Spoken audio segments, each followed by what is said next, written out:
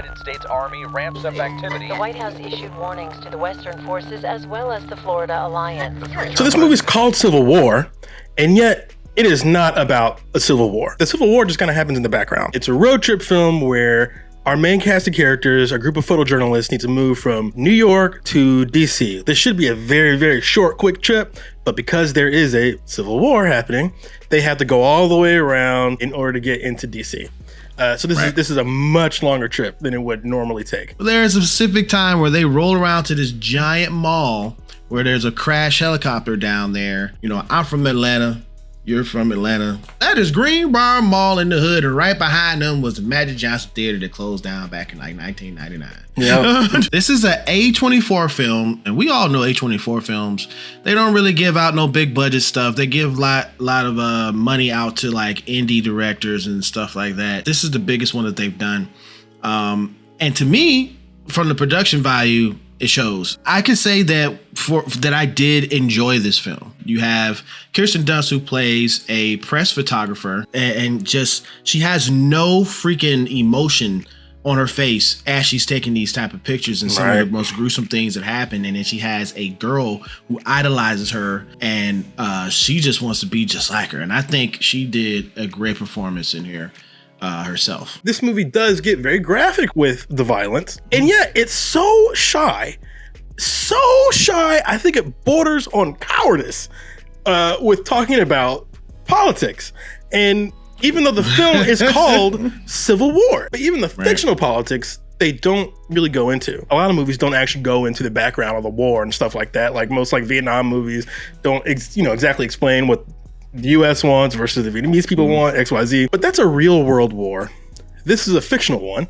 And I think when you deal with a fictional war, I think a little background is necessary for you to understand the war, which is like literally the title of the film. I think it would make sense for that, because the movie starts off with Nick Hoffman playing the president, and he's saying certain things like, we are almost there to our victory and stuff like that. And I'm like, but why? What's the victory? What is the conflict between you and your team and the West? You know? But it's never really explained that way. And again, I think the reason why they didn't explain it is because that wasn't the focus of the film. They wanted the focus to be on these photojournalists and stuff like that. Like, I get it.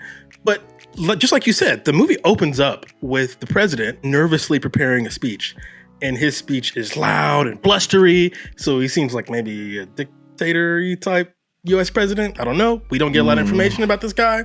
This is literally the most information we ever get. So with the title and literally the first shot of the film, it really does cue you up to learn more about the Civil War, but it doesn't happen. But I've been talking a lot about what isn't in the film, but let's talk about what's in the film. You spoke about Kirsten Dunst. I thought she did a really good job. Kirsten Dunst was like completely like disillusioned with her job, and of course she seems to have a horrific PTSD from all the terrible things that she's done, and I think that makes her character really fascinating, much more fascinating than literally everyone else in the car. Like the scene that really encapsulates her character altogether is when they go to that little village, that little town, and everyone in the town is pretending like the Civil War isn't happening, right? There's literally a sniper outside the door, right? Yeah. And they're just like, oh, I just want to stay out of it. And Kirsten Dunst is like, what? What? And she's dedicated her life to getting the word out about war and things like that. And yet people who are living right in it are trying their hardest to ignore it, right? I imagine it makes her feel like, what am I doing my job doing? For? Right? I'm like literally traumatizing myself. And people just want to be like, oh, I don't really get into politics, you know what I'm saying? And that is like, I bet that's frustrating. But then at the same time, the film is like, oh, I don't want to get into politics. It's avoiding it, right? So Alex Garland. I think that undercuts Kirsten Dunst's character. Alex Garland, he's not trying to pick a side. Right. He's not trying to do that. He's trying to show you in the film what could happen if something like this does happen. It reminded me of the Rage Against the Machine cover, the album cover where they had a guy that was lit on fire and stuff like that. This woman went through all kinds of horrible atrocities, and yet no one seems to give a damn. It's hard to make people care. How do you can't force someone to care. right? And I feel like that was what Kristen Dunst was trying to do with her career. And the movie itself is like, I don't want to get into it. I'll lose money if I start talking about that kind of stuff. So I thought the movie was really well made, and I guess you could say I liked the movie. But its message, I thought, was muddled. The movie feels like it wants to talk about the role of journalism in America, right? But at the same time, it also is afraid to touch that wire because it knows it's going to piss people off, right? To talk about politics. Exactly. So it's like conflicted, which makes the movie, while in the moment, harrowing. Just completely, the movie's like drenched in drama and like in stress. But when you think about it afterwards, you're like, what did I go through all that stress for? You know, like they didn't, movie didn't say much. It makes it so unbalanced, you know, within its delivery. So I understand what you're saying. It's not a lot to chew on. You know what I mean? Like in the moment, it's fun, but it's not, like afterwards, there's not a lot to talk about or chew on. But again, I think the movie is still really, really well made. I think the movie is, I mean, it's just probably the most beautiful, ugly movie I've ever seen in my life, right? Like it's both ugly and quite a sight to behold.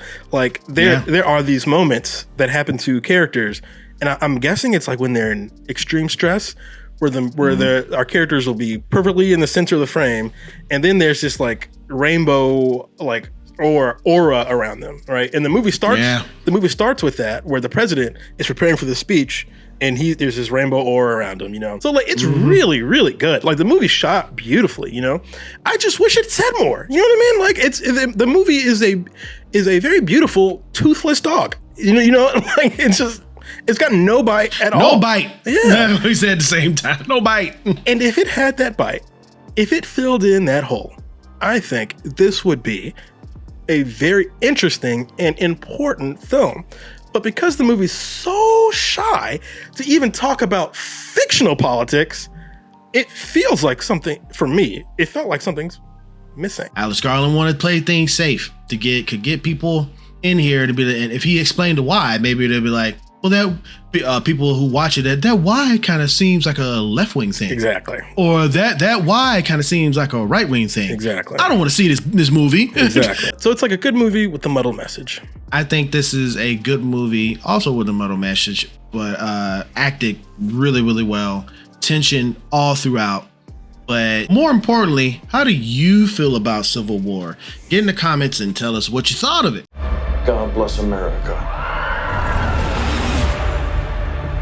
Hey, thank you so much for clicking on this video. We are so close to 1,000 subscribers because you guys are great. You guys been talking to us and enjoying our content. So if you're new to us, please get down there, hit that subscribe button. We really appreciate it if you would. And if you did like this movie review, please hit the thumbs up, all right? Or you can hit that thumbs down, whichever you choose. It is your opinion. Just remember one thing, it is mostly wrong.